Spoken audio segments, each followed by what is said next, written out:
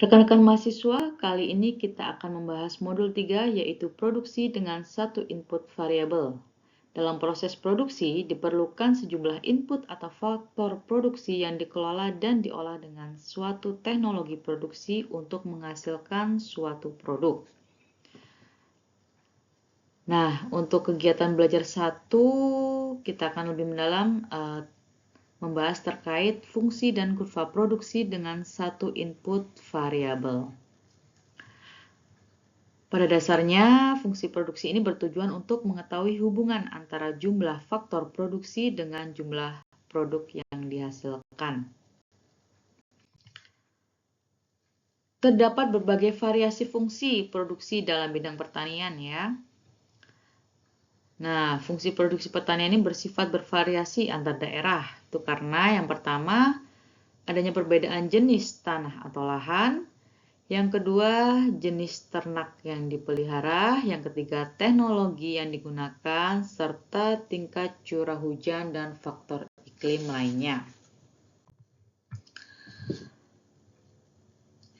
Hubungan antara tingkat faktor produksi dan jumlah produk yang dihasilkan dapat dituliskan dalam matematis ya, secara matematis, yaitu di sini Y sama dengan fungsi X1, X2, X3, dan X seterusnya. Nah, fungsi ini menggambarkan kontribusi gabungan semua input terhadap output. Y di sini menyatakan tingkat produk yang dihasilkan, sedangkan X menyatakan jumlah berbagai faktor produksi yang digunakan. Nah, jika satu input variabel saja, maka fungsi produksinya yaitu Y sama dengan fungsi X1 ya, karena hanya menggunakan satu input variabel. Nah, di sini ada kurva produksi neoklasik.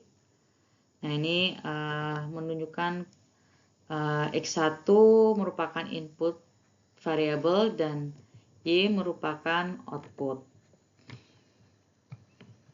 Nah, di sini pada awal masa produksi terlihat bahwa semakin tingginya penggunaan faktor atau input produksi, maka tingkat produk atau output yang dihasilkan akan mengalami kenaikan ya. Bisa dilihat di grafik ini ya.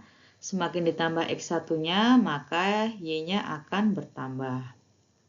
Nah, kenaikan ini terjadi dengan kondisi increasing return to scale, yaitu kondisi di mana penambahan input dengan jumlah tetap akan menghasilkan tambahan output yang semakin besar. Ya, kita bisa lihat ya, ini cenderung cembung ya kurvanya ya. Selanjutnya, kurva produksi mencapai suatu titik yang dinamakan titik balik atau inflection point.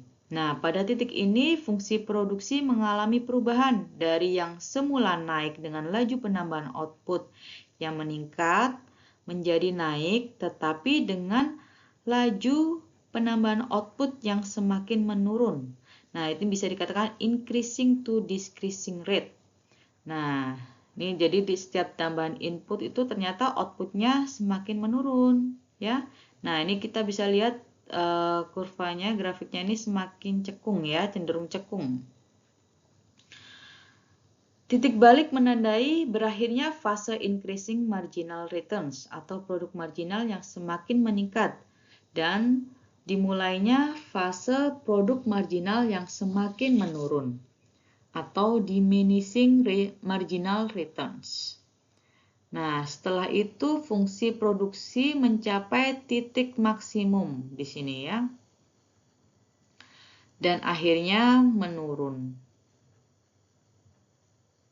Titik maksimum pada kurva produk total menandakan bahwa tambahan output bernilai 0 dengan adanya tambahan input.